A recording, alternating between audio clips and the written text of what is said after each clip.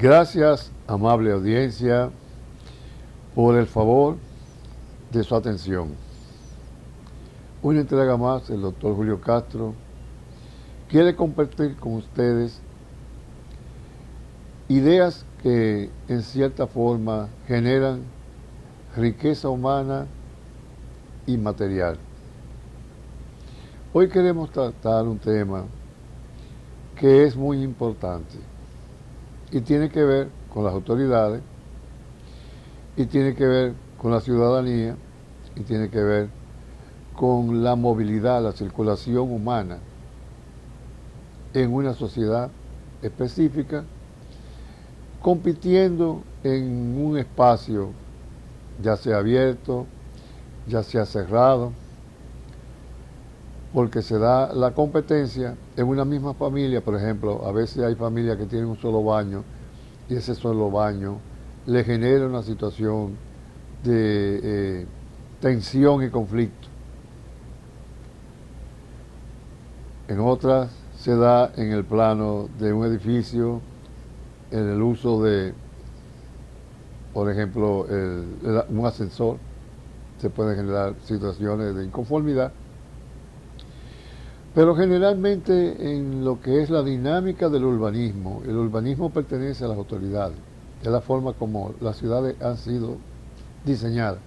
Por ejemplo, tenemos el caso de Singapur. Singapur es una de las ciudades con un mayor urbanismo que inclusive New York, porque a veces New York tiene zonas sumamente desagradables.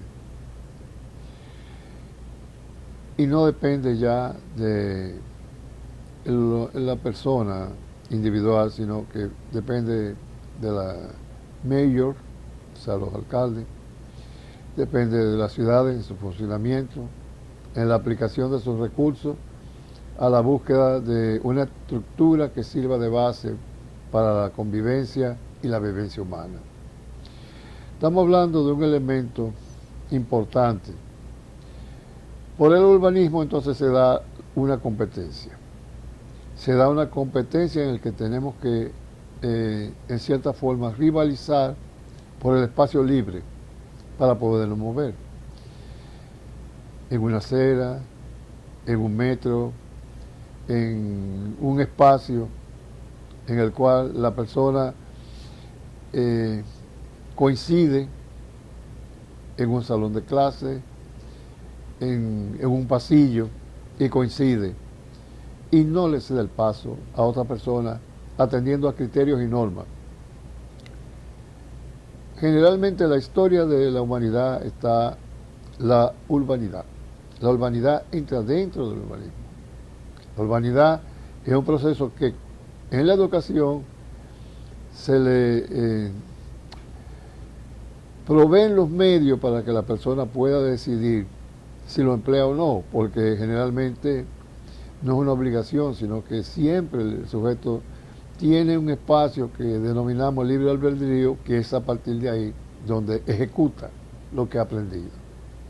Esto implica ceder el asiento a un niño, a una dama, a una señora embarazada, a una persona envejeciente, o no cederlo. ¿Por qué tengo que cederlo? Estoy diciendo algo que he escuchado. En esto queremos hacer entonces un pequeño llamado, entendiendo que la interacción genera información, es obligado. En el momento que interactuamos, el hecho de interactuar en una cercanía íntima, como es la sexual, en una más distante, que es la distancia personal, en una más distante todavía y en cierta medida anónima, que es la de los pequeños grupos y la configuración por afecto, simpatía, antipatía, empatía. Los grandes grupos, que es más anónimo todavía y más distante. Y la muchedumbre, que es lo más distante que puede haber. Ahora mismo hay personas en China, en el Polo Norte, en Ushuaia, que tienen una dinámica, se están moviendo hacia algo o hacia alguien. En el caso específico, entonces reduciéndolo al punto donde se encuentran dos personas y una de ellas tiene que ceder el paso. Son múltiples las reglas que permiten que ese encuentro sea suave y armonioso o difícil y peligroso.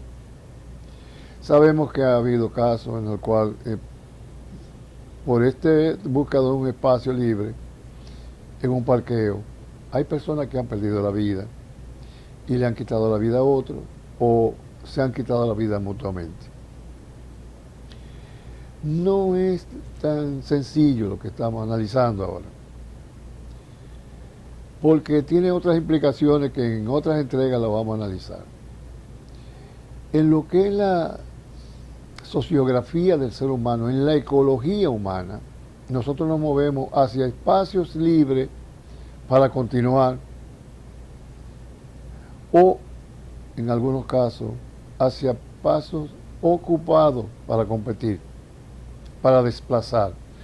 Este es un tema que lo vamos a abordar en otra entrega, cuando se cumple un periodo.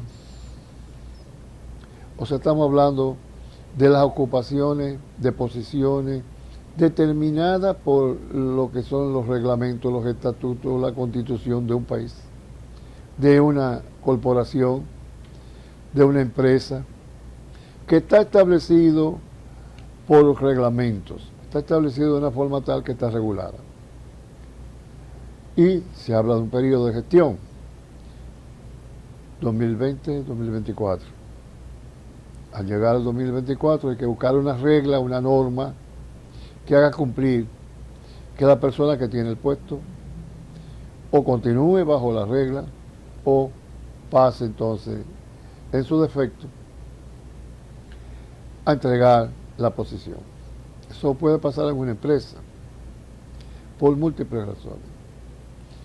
Ahora, el tema hoy es circular en el espacio libre hacia otro espacio libre hasta llegar a un espacio que cada quien ocupa, designado, sea en un trabajo, sea en la casa cuando se retorna.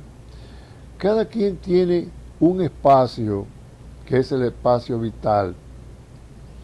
Cuando nacemos nosotros ocupamos un espacio que hay que reflexionarlo para saber que un espacio vital es insustituible.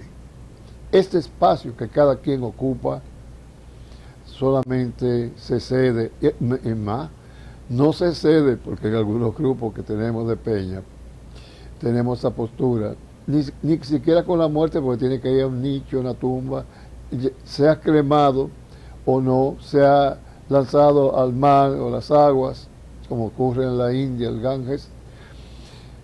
De todas maneras va a ocupar, los átomos van a ocupar algún lugar en el espacio. Entonces, esa ocupación de cada quien en su espacio vital, con su corporalidad, con el cuerpo que le fue donado, en lo que fue la vivencia íntima en la que un espermatozoide logró entonces gestar un óvulo. ¿Y por qué lo señalamos ahí en ese nivel? Porque es el más íntimo. Un grupo de espermatozoides luchan por llegar hacia el óvulo. Un solo óvulo, a veces más, en casos que no son los promedios, los normales. Al momento de llegar, la naturaleza genética juega un papel tan importante que coronan el óvulo, para que uno solo sea el que penetre y pierda la cola. Es para mí el mayor ejemplo de colaboración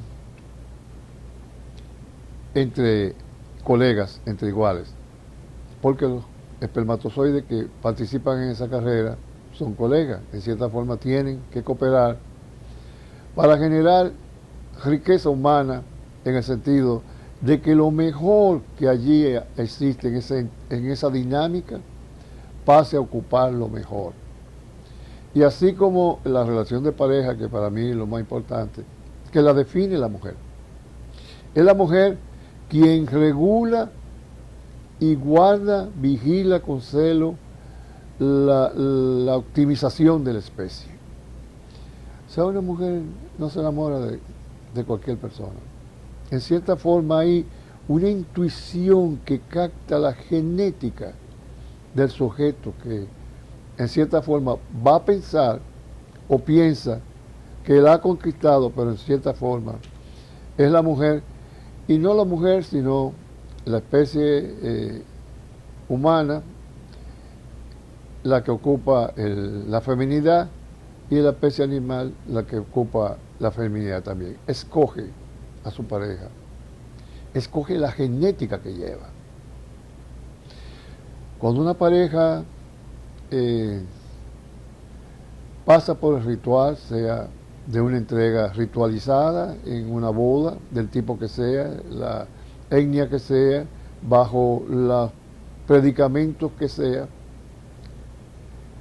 es entregada por la sociedad, entregada por la familia, por los amigos, por los testigos, es entregada.